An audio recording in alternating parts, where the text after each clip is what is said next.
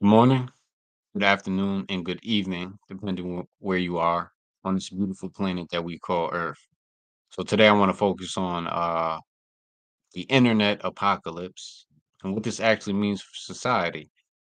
Now, before I get into the source that I'm going to quote and read from, I just want to preface my video statement and opinions on why I think that there would be an internet apocalypse and what might actually cause it. Now, I'm very well aware of what solar storms have done in the past, as far as our electrical grid, knocking the power out, certain areas of the world, and things of that nature. So, yes, that is a very real scenario that could happen. It could be caused by the sun, but it could also be caused by something else. Now, what that something else is, I will tell you after I read from this article right here. So just give me 1 second as I pull up this article because I want to share with you guys what they talk about in this article. So I think it's very important. And if you haven't, please hit that subscribe button, run those likes up because it does help the channel grow and it will help you in your life. Because all I do is drop facts, baby. All right, let's get into the article. So this article is from the Washington Post, and I'm on a particular section where it starts to talk about the internet apocalypse not being entirely fiction. So it says, but the drama aside, these concerns are not entirely fiction. A widespread internet outage could indeed be brought on by a strong solar storm hitting Earth, a rare but very real event that has not yet happened in the digital age, experts say. When the solar storm, known as the Carrington event, struck in 1859, telegraph lines sparked, operators were electrocuted, and the northern lights descended to latitudes as low as Jamaica. It's pretty low, y'all. I mean, that's significantly low. You never see the northern lights really outside of the Arctic and Antarctic areas. So, a 1989 solar storm also took out the Quebec power grid for hours. And in 2012, which, we've heard a lot about before that year happened, a storm just missed Earth. So it could have been predicted at that time, like before 2012 came about, that that would have been the end of our world. And let me just interject here a little bit because I have noticed a lot of changes since the year 2012. Like humanity in certain ways got worse, but also got better.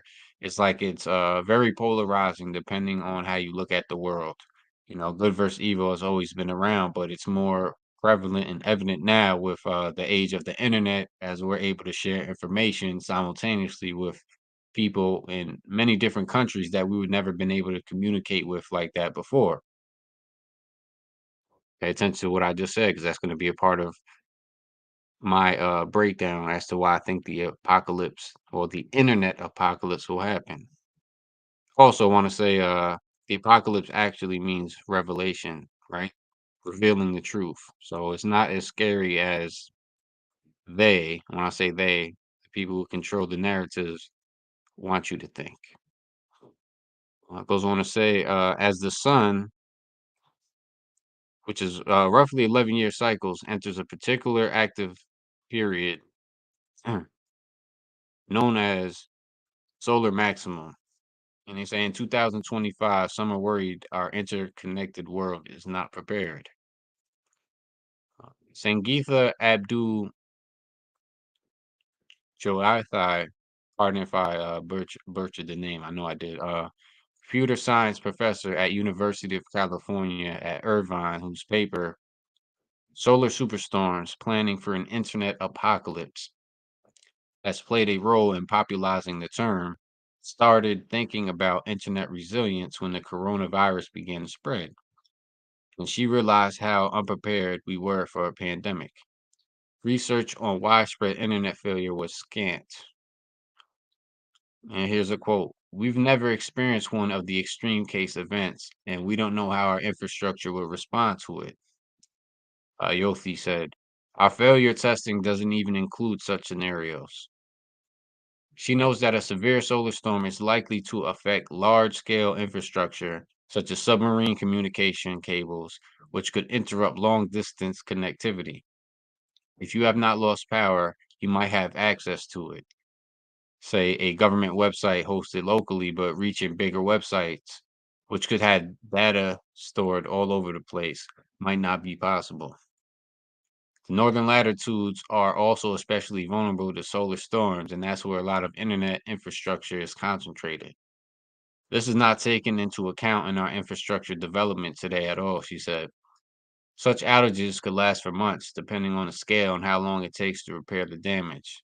The economic impact of just one day of lost connectivity in the United States alone is estimated to be more than $11 billion, according to internet watcher NetBlocks. Still, Yothi says she has felt bad for using the term internet apocalypse in her paper. There's not much ordinary people can do to prepare for such a phenomenon. It falls on governments and companies, and the paper just got too much attention, she said. Researchers have been talking for a long time about how this could affect the power grid, she notes, but that doesn't scare people to the same extent for some reason.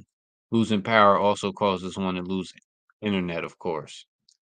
Recent online panic appears to have been sparked by recent discoveries from the Parker Solar Probe, a NASA device launched in 2018 to research the physics of the sun and the solar atmosphere, not to keep the Wi Fi from going out, as TikTok would have you think.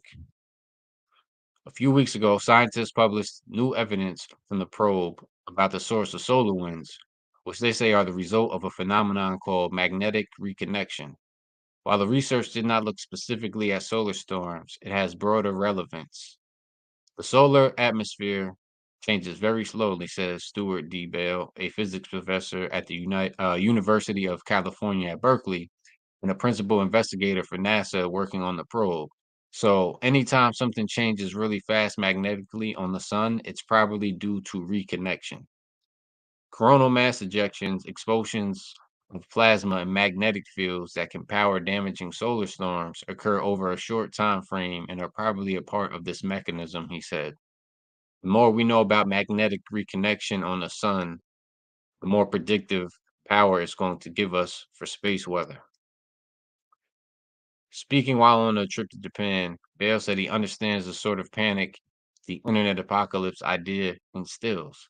My wife has gone up to some town 3 hours from here, and the only way she knows her way back is with her phone, and we don't have any cash, she said. It could really be a mess. But typically Bale doesn't worry about solar storms too much. Some ways I'd rather be growing my own potatoes in the countryside, not using a mobile phone. I agree. Give me my own land and leave me the hell alone. I would really love that, but it seems like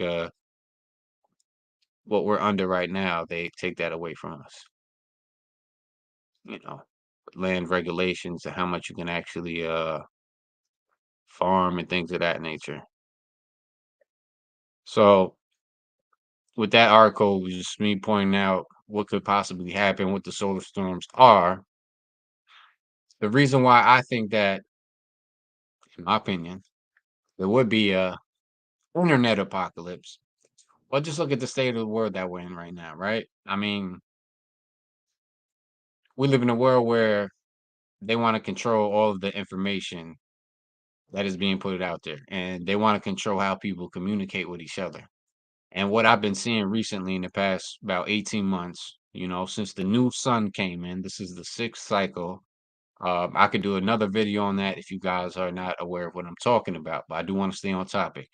I just mentioned that because those who are aware of what the sixth cycle is knows exactly what's going on. We got a new sun, and this new sun brings us back into the light ages. The dark ages just ended about 18 months ago. They'll have you thinking differently, but if you haven't noticed, I'm pretty sure you guys have now, the awareness of the average person has increased dramatically over the last 18 months. And we can thank the internet for that as well, because the internet is a tool that we use to communicate with people throughout the world from different countries that we normally would not have been able to have conversations with and exchange information with, right? So now, in my opinion, it seems like the powers that be those that control the society that we live in and how information is exchanged and how we can use the internet, since they are losing control and losing their power over their agendas and the way that they want to present information to the masses. Since we've been having our own conversations, exchanging information, talking about what's really going on in our respective parts of the world, and really uniting against our own leaders. And what I mean by that is every country that's out there, we have our leaders, but these leaders do not represent us, the majority, the people. These leaders represent who they have to answer to. So, yeah, I'm gonna say it. That's right. The leaders that are in place in different parts of the world, they are also slaves. They are slaves to the people that they have to answer to. None of these leaders actually represent the everyday people like you and I. And this is what scares them. What scares them is that the internet that we have now, we're able to exchange conversations and information and ideas amongst each other that we normally never had the capability of doing. And since we aren't about materialism and profit over people, but we're actually about humanity and want the ascension of humanity, the people that are quote unquote elected officials, whether it be a president or a prime minister, they don't like it. They're going so hard to try to control the internet now because I can talk to somebody from the UK or China or whatever country that you can name, and we can talk about the similarities that we're going through as citizens in our respective land and what's not working for us, and how these leaders behind closed doors when the camera is off are all working together for the central banks and the royal families, the 13 families that really control about 95% of the world's wealth. So, in my humble opinion, this is exactly why they would create a scenario of an internet apocalypse. They would want to destroy the internet because then we would not be able to know what's going on the other side of the world in real time. And this is where they gain control back of the narrative and can control history and things like that. So, the internet is a lovely thing and it's a lovely tool, obviously, if you're using it for the right reasons. Anything that we consider a tool can be used for good or for bad. It all depends on the human being. And that's what I'm saying, even artificial intelligence, right? Artificial intelligence needs a programmer. But who is that programmer? And what are they trying to program the artificial intelligence to do? Artificial intelligence can indeed be racist and it can indeed be evil. It's all about the programmer. So that's why I say it's like, I say this all the time. Is technology the problem or is humanity the problem? I say humanity is the problem and the solution because you got good humans and you got bad humans. And anything that we create, it seems like can be used for either good or for bad. So it all boils down to what's in your soul, what's in your essence. And I use the internet and all this technology to, communicate and to try to unite humanity. I speak to people from all over the world and we exchange ideas for possible solutions for humanity. And the powers that be, our elected officials, they are going so hard on trying to ban certain platforms. And now they're talking about an internet apocalypse more and more every day. And they'll say that the sun may cause it. When yeah, I know that's a possibility, but why are they talking about it so much now? Like I said, in my humble opinion, they're talking about an internet apocalypse so much because people are starting to become more aware of what's going on and how all of these quote unquote world leaders, they are very well paid slaves and high up on the chain when it comes to being slaves. And I don't like to use that word, but I'm keeping it real. They are elected slaves to bring about a message that they have to bring about for the people that they have to answer to, which is the people who run the central banking system in the Royal 13 families, like the Bilderbergs, the Rothschilds, all that family line, those are people that you will never see in front of a camera. But they have people that they put in position to speak for them and to push their agenda. No matter where you are in the world, it's all controlled chaos. And it's all to keep people from uniting. Because once we unite, and we realize that we are all our own leaders in our own right. We are the only ones that can lead us to salvation. Nobody that they put in office is going to care about you the way that you're supposed to care about you.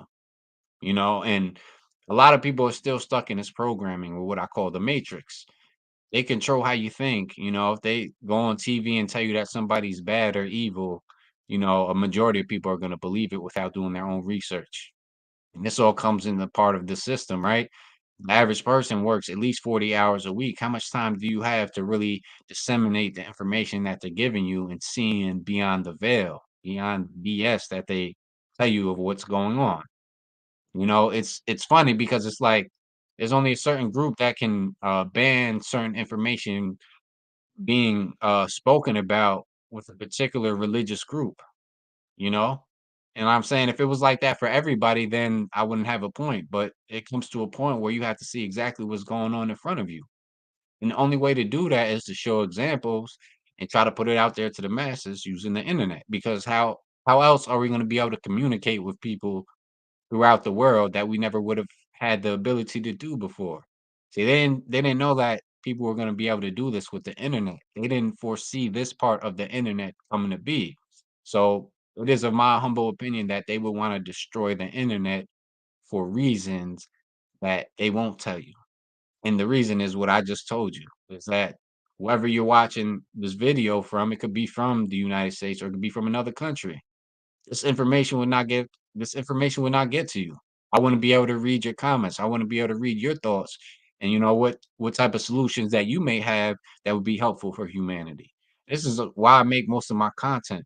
Is to draw attention to what's really going on in the world. You know, we can talk about celebrities and how they're puppets as well, aka slaves to certain corporations. I live in America, North America, what they call United States of America. I call United States Corporation of America because in this very country alone, like I said, I'm all for humanity. I don't care what your race, religion, none of that is. As long as you're about uplifting humanity with no other type of agenda or hidden agendas, we can definitely build and really change this world. I'm dead ass serious. The way that we do it this time is we don't have one face to a movement. We have millions of leaders, no followers, because everybody's supposed to lead in their own right. And there's no man, woman, or child above the next. You have to have that mindset. You can't have that ego. You know what I'm saying? And it's like in America, I know I've learned from my ancestors in the past. The Malcolm X's, the Martin Luther Kings. They powerful individuals, but still individuals. Now, when you have a whole movement for humanity where there's no face to it, well, that's when you got what they call checkmate. Because you can't just take out one or two people. You have to eliminate the whole masses, and they don't want to do that because we still make this whole world go round. Most of us are working people that provide all of this materialism and quote unquote money or commerce, whatever you want to call it, to keep what they want in place. The moment we all become leaders and we unite under one solution, which is the uplift of humanity, so that every man, woman, and child has a fair chance to live a healthy life. I'm not talking about lavish and having mansions and all that, because I honestly don't care about none of that. I would love to spend a majority of my time of my life around the ones that I love, not working to make somebody else a rich billionaire and then have them putting out the message that, you can only have heaven when you die. Nah, heaven starts here. This is where you create your own heaven, in my opinion, by spending as much time as you can with the people that matter the most to you. A lot of things need to change, but the way it got to change is that we got to unite. Because once the internet is gone, it's gone, and we're gonna have to go back to the old days. So I'm what they call from the last generation that played outside. Born in 1988, and I still remember as a kid, before all this internet and stuff, I'd be outside playing all day, and I'd have to be home before the street lights came on. You have to get me to go back inside. So, like I said, internet has been used as a tool, and we definitely been benefiting off of it because we're able to see how the rest of the world is without them telling us how it is. And that's why I have traveled to quite a few countries and got my own experience. And like I said, America has been occupied for a while. I don't know if you guys seen my last video, and I'm gonna end this video like this. In America, in 35 states, if you have a business or do business within those 35 states, if you boycott Israel products, you can no longer do business in those states. And at the same time, in those 35 states, you can boycott American products and still do business. So I'll leave that with y'all and let y'all read between the lines about who really runs this quote unquote society. Peace and one love, y'all. If you enjoyed this video, please leave a like, drop a comment. If you have any thoughts, any type of solutions to humanity, or any topics that you would like me to touch on, give my opinion and also bring up facts along with it, as I always bring at least 1 or 2 articles to my videos that are quote unquote reputable articles. Peace and one love, y'all. So Ski Noodle Don. I'll see y'all next time. Peace.